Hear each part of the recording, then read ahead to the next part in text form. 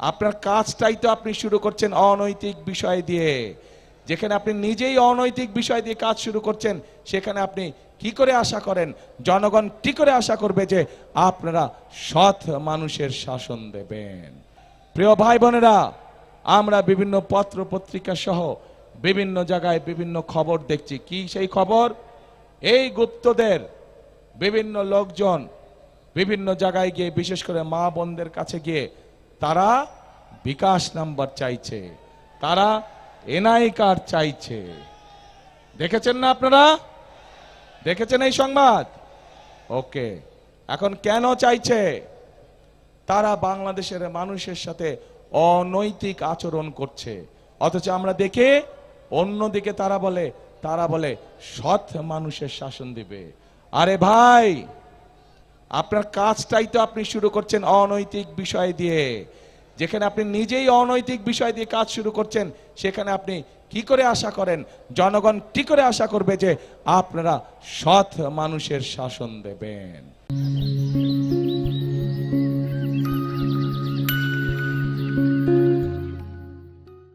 নিজেরাই তো অসৎ কাজ করে বেড়াচ্ছেন।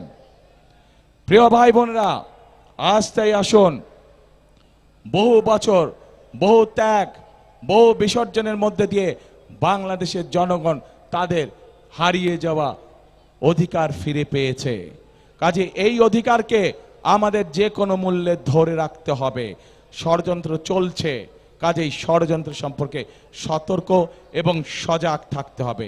আমরা যদি এই ষড়যন্ত্রকে ইনশাল্লাহ 12 তারিখে ঠেকিয়ে দিতে পারি, 13 তারিখ থেকে বাংলাদেশে জনগণের শাসন কায়েম হবে। আমরা যদি এই ষড়যন্ত্রকে ঠেকিয়ে দিতে পারি, তাহলে ইনশাল্লাহ 13 তারিখ থেকে বাংলাদেশের কাছে জবাবদিহিমূলক শাসন ব্যবস্থা প্রতিষ্ঠিত হবে। এবং প্রিয় ভাই বোনেরা, আমরা আন্দোলন করেছি অনেক, সংগ্রাম করেছি অনেক, অনেক রক্তক্ষরণ হয়েছে, বহু মানুষ পঙ্গু হয়েছে। এখন সময় এসেছে, দেশ গঠনের সময় এসেছে। আমাদেরকে দেশ গঠন করতে হবে, আমাদেরকে খাল খনন করতে হবে, আমাদেরকে নতুন স্কুল কলেজ তৈরি করতে হবে, আমাদেরকে মিল কারখানা তৈরি করতে হবে, আমাদেরকে খাল কাটতে হবে, আমাদেরকে নতুন নদী খনন করতে হবে, আমাদেরকে কৃষকদের সুবিধার জন্য হিমাগার তৈরি করতে হবে। আমাদেরকে এরকম বহু কাজ আমাদের বাকি রয়ে গিয়েছে। কারা আছেন এইসব কাজে অংশগ্রহণ করতে চান, দেশকে পুনর্গঠন করতে চান? ইনশাআল্লাহ আসুন।